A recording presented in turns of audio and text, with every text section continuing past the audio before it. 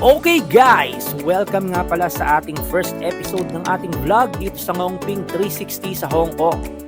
Very special nga pala itong vlog na ito dahil first time namin na mag-travel na nagpo-vlog. Syempre at kasama natin sa vlog na ito ang family ko, si Den, ang aking misis, si Alex at si Andres ang mga kamukha ko.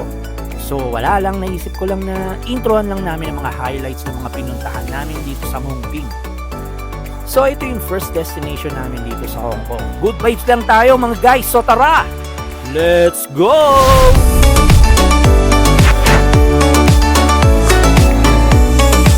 Nandito na kami sa airplane. Alis kami ng 5:40 a.m. Tinan mo yung isang bata, naka-prepare na yung plastic. Naku, yan ang habang sinasabi ko. Hindi pa gumagalaw yung eroplano, nakaabang na yung plastic sa bibig oh. Huwag na nating patagalin pa at eto na nga at nakarating na nga kami dito sa Hong Kong Airport.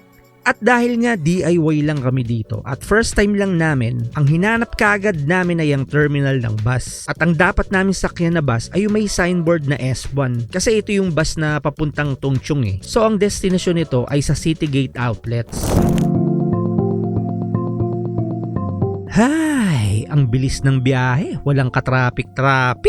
Dito sa Citygate Outlets, dito na mismo yung terminal ng bus at may MTR din dito. Kaya ito ang una naming pinuntahan ay dahil sa mall na ito ay pwede kang mag-deposit ng mga maleta para pagsasakay ka ng cable car at mamamasyal ka sa Ngongping wala kang dalang maleta, di ba? Hassle nga naman kung may dala kang maleta tapos mamamasyal ka. After namin ma-deposit ang mga bagay, larga na kami sa terminal ng cable car. Walking distance lang naman ito from mall. Nagbook nga pala kami sa Klook para hindi na kami pipila, ipapascan na lang namin yung QR code sa entrance. O bakit? Nako, mukhang naghahanda na naman tong anak ko sa paglabas ng kanyang kinain. Pero di bale, sigurado mag-enjoy ka dito anak. Since lahat kami first time na sumakay ng cable car, medyo nakaka-excite at nakakakaba talaga. Wala, bilis.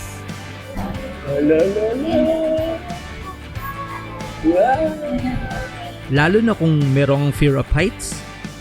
Lalo na kung yung cable car nyo glass floor. Manginginig talaga yung tuhod mo sa lula. Pero ano pa nga ba? Enjoy mo na lang, nandito ka na eh. Akala ko nga mga 1 kilometer lang yung biyahe na ito, tas babalik na.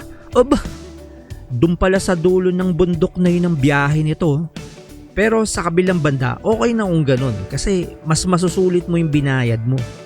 Grabe yung view dito guys. Halos tanaw mo na dito yung mga magagandang view sa lugar na to. Yung dagat, airport, city, forest. Eto pa yun guys oh. Isusum ko to para may idea ko kung gaano kami kataas. Naku, pagdating dito guys, medyo natakot kami kasi akala namin kakalas yung sinakasakyan namin.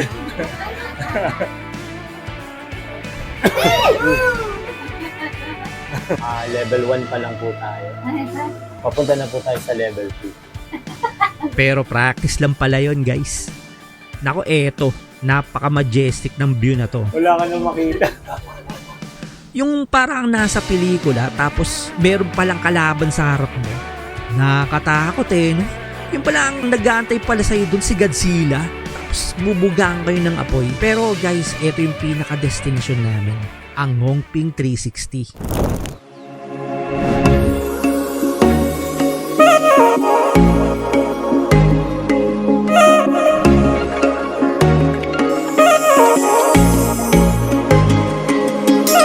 Nabudol tayo ah. This photo file free, madam. Go to this website, log in the password. You can download the photos within 2 weeks starting tonight. It's a file free. Ano, nabudol tayo? Budol kami. Lakas mambudol ni Manang eh. Oo. Pero maganda Oh, naman. yan, natin mo yung binudol sa amin. Pero maganda naman siya. Dito sa Ngongping guys, ito yung isang napakalaking village na pwede mong libutin maghapon. Kahit saan ka pumunta rito, Instagrammable yung mga view. Yung tipong kahit saan ka mag-picture-picture, maganda. May mga kainan din dito, coffee shop, meron din. Tapos mga souvenirs product kung gusto mong mamili. Dito mo rin makikita yung napakalaking Buddha sa tuktok ng bundok. Kaya lang, Hindi naman namin napuntahan kasi wala eh. Hindi na kaya ng mga bata maglakad eh. Well, naawa rin ako kasi wala pa silang tulog. Biruin mo, sobrang excitement nila. Magdamag silang hindi nakatulog. Pagdating namin dito sa Hong Kong, salang kaagad. Syempre kami ni Den, kaya naman namin mag-ikot-ikot kaso yung mga bata hindi na nila kaya eh. Well, okay lang naman kasi marami pa naman kaming pupuntahan dito sa Hong Kong eh. Actually, pasimula pa lang to. Kaya yan, di na kami tumuloy. Nag-picture-picture na lang kami dito sa bandang gitna.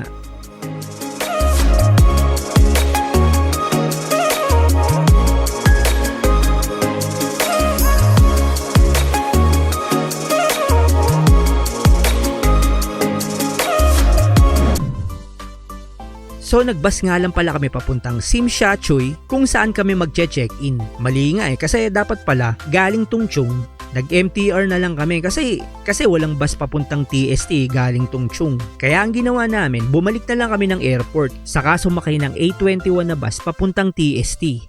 Wala eh, ganun talaga eh, bagong salte. Pero okay lang din kasi pagbaba mo ng bus, sa tapat ng mismong hotel na ang babaan. So bago kami mag-explore sa lugar na to, syempre magpapalit ka na kasi baka mamaya pagkakain ka, ang maibayad mo si Ninoy ay patay tayo dyan. So yan, parang Japan pala rito no, pagtatawid ka. Naglakad-lakad muna kami rito para ma-explore yung lugar, saka maghanap na rin na makakainan. Dito nga masarap eh. Ito yung parang kanto style nila rito. Gusto ko nga sanang umorder dito eh, kaso puro takeout lang eh. Di bale, sa tabi naman nito may masarap na mamahan eh oh. Eto, Queen Chua, Chai Queen Chuen Chua.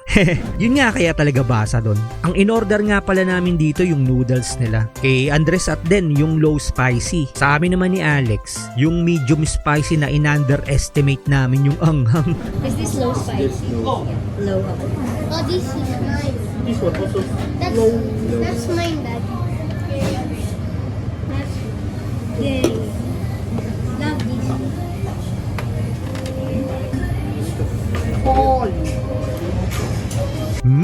Yummy sa toppings, di ba? Actually, puro laman lang nakain ko dyan eh. Kasi napakaanghang talaga.